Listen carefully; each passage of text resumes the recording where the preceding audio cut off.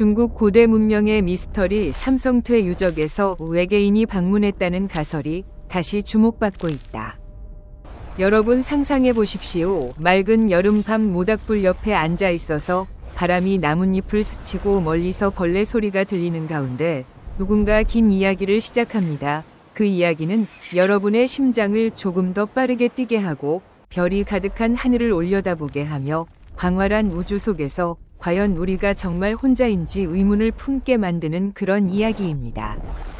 인류가 오랜 세월 동안 품어온 수많은 미스터리 가운데 외계인이 아주 오래전 지구에 왔다는 가설만큼 사람들의 마음을 강하게 흔드는 것은 없을 것입니다. 그것도 최근 일이 아니라 20세기 미국 상공을 날아다니는 빛나는 비행 접시가 아니라 무려 수천 년 전 중국 고대 땅에서 그들이 조용히 착륙하여 교류하고 지식을 전수하며 오늘날까지도 우리를 놀라게 하는 흔적을 남겼다는 것입니다. 시간을 거슬러 천천히 돌아가 보겠습니다. 역사 한 페이지 한 페이지를 느끼며 삼성퇴 사천성에서 4000년 동안 잊혀진 도시.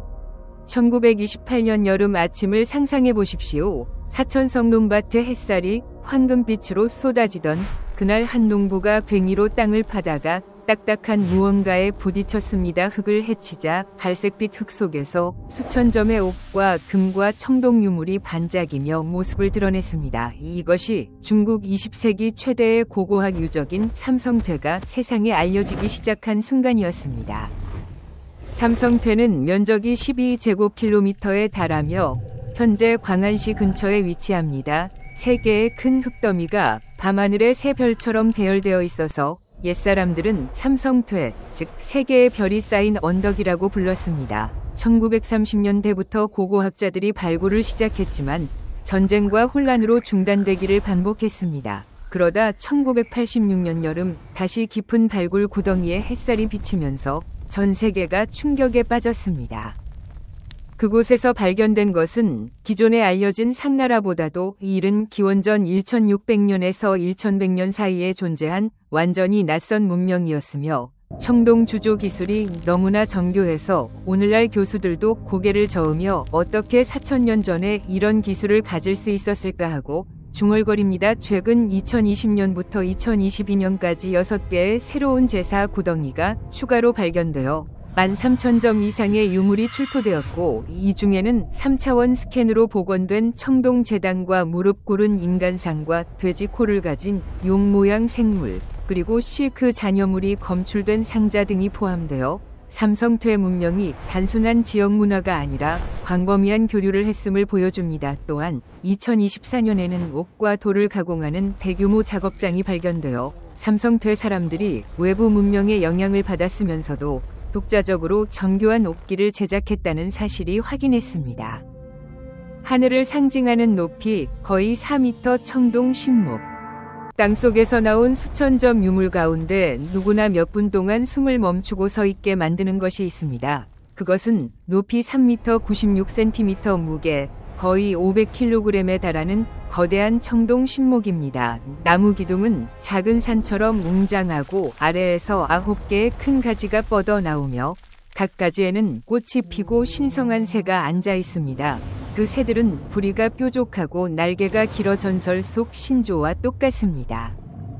반톤에 가까운 무게의 청동을 한 덩어리로 주조하면서 새 깃털 하나하나까지 섬세하게 표현한 이 기술은 돌과 거친 청동만 알던 시대에 상상할 수 없는 수준입니다. 더욱 놀라운 것은 이 신목의 모습이 중국 가장 오래된 신화서 산해경에 묘사된 부상신소, 즉 해가 뜨는 곳에 있다는 신성한 나무와 완전히 일치한다는 점입니다. 산해경은 단순한 지리서가 아니라 하늘에서 내려온 신들과 기이한 종족, 그리고 상상 밖의 세계를 기록한 책입니다. 삼성퇴 신목을 본 많은 고고학자들은 산해경에 적힌 이야기들이 실제였을지도 모른다는 말을 속삭였습니다. 최근 연구에서는 이 신목이 사천성 평원과 장강 중하류 지역 간 활발한 교류를 증명하는 증거로 해석되기도 합니다. 인간과 닮지 않은 얼굴들. 또 다른 발견은 높이 2m를 넘는 청동 인물상들입니다. 머리에 금면을 쓰고 눈이 비정상적으로 크게 튀어나온 원통형이며 팔이 비정상적으로 길어 목덜미 뒤로 넘겨져 있습니다. 전혀 보통 사람처럼 보이지 않습니다. 이 얼굴들을 본 사람들은 등골이 서늘해지며 완전히 다른 종족을 마주한 듯한 느낌을 받습니다. 이 인물상들은 이집트 마야 수메르 문명의 신상들과 비슷합니다. 모두 눈이 크고 머리가 길며 지구인 같지 않은 모습입니다. 과연 같은 손님들이 고대 문명 곳곳을 방문했던 것일까요? 최근 삼성퇴에서 출토된 금명과 큰 눈의 청동 두상은 고고학자들이 외계인 이론을 완전히 부정하면서도 이 독특한 미학이 고대 수국 사람들의 종교적 상상력과 신앙에서 나온 것이라고 설명하고 있습니다. 4000년 전 용접 기술과 춘추시대 크롬 도금. 2022년 6월 8호 제사 구덩이에서 발견된 신비한 문양이 새겨진 청동 거북은 실험실 분석 결과 수많은 조각을 정교하게 용접한 것으로 밝혀졌습니다. 용접 흔적이 거의 보이지 않을 정도로 완벽합니다. 역사서에 기록된 가장 이른 용접 기술은 1885년 영국인데 삼성퇴 사람들은 4000년 전에 이미 초정밀 용접을 마스터한 것입니다.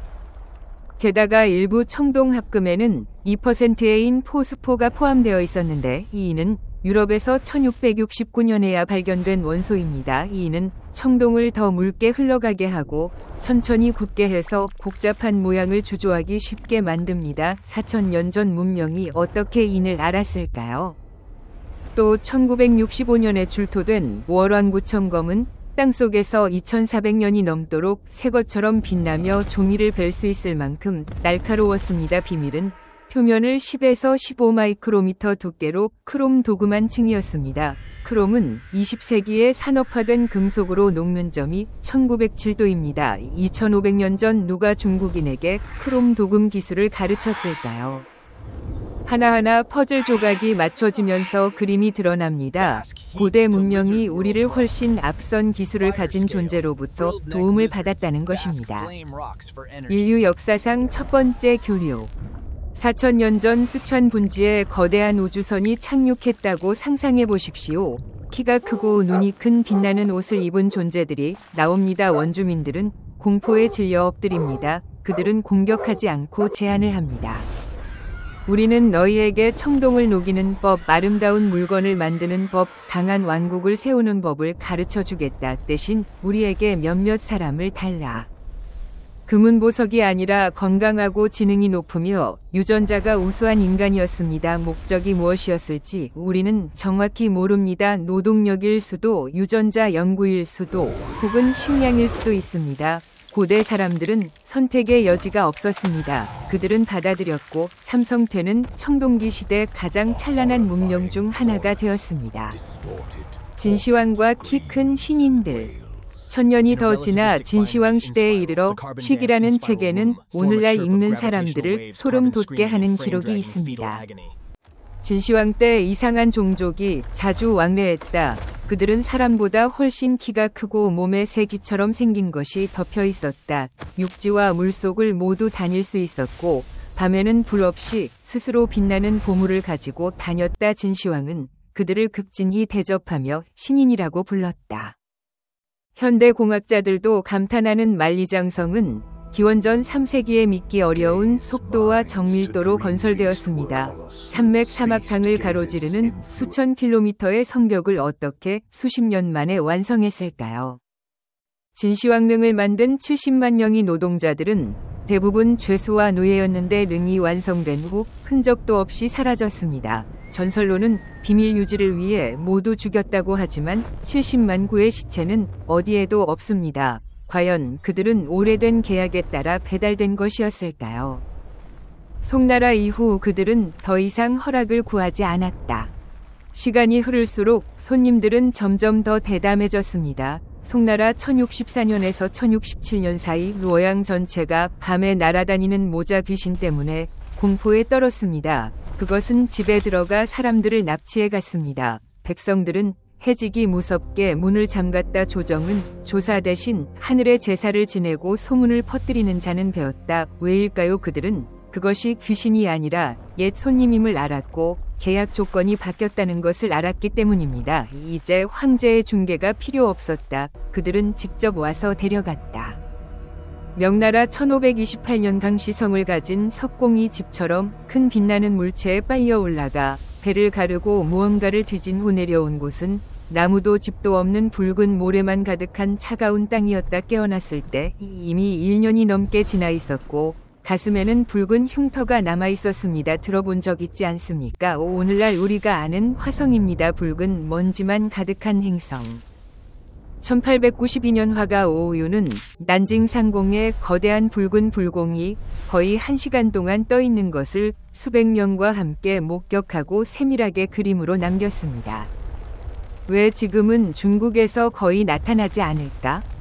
20세기 이후 중국에서 UFO 이야기는 공식 매체에서 거의 사라졌습니다. 대신 미국이 핫스팟이 되었습니다. 어떤 사람은 중국이 정보를 철저히 통제하기 때문이라고 하고, 어떤 사람은 미국이 이제 최강대국이어서 교환할 가치가 더 크다고 합니다. 또 어떤 사람은 여전히 오고 있지만 이제 최고위층에서 이미 모든 것이 정리되었다고 말합니다. 마지막으로 전하는 마음. 수천 년 동안 우리는 읽을 기회조차 없는 우주 계약 속에 살았는지도 모릅니다. 우리는 기술을 받았고 지식을 받았고 역사의 기적 같은 도약을 이루었습니다. 대신 일부 사람들은 영원히 사라졌습니다. 자발적이었을 수도 있고 아니었을 수도 있습니다. 하지만 가장 희망적인 것은 인류가 엄청나게 빠르게 성장하고 있다는 점입니다. 불과 100년 만에 우리는 마차에서 우주선으로, 불에서 원자력으로, 손편지에서 전 세계 인터넷으로 나아갔습니다. 몇백 년만 더 있으면 우리도 협상 테이블에 동등하게 앉아서 이제 우리에게도 당신들이 필요한 것이 있다, 평등한 두 문명으로 협상하자고 말할 수 있을 것입니다. 오늘 밤 하늘을 올려다볼 때 이상하게 깜빡이는 별이나 비행기 치고는 너무 느린 빗줄기가 보이면 미소 지으십시오. 어쩌면 옛 친구들의 인사일지도 모릅니다. 그리고 이번에는 우리가 더 이상 약자가 아닙니다. 이야기는 아직도 아주 길지만 오늘은 여기까지. 여러분은 어떻게 생각하십니까? 믿으십니까? 아니면 여러분도 밤하늘에서 이상한 빛을 본 적이 있나요? 들려주세요. 잘 자고 별들을 꿈꾸세요.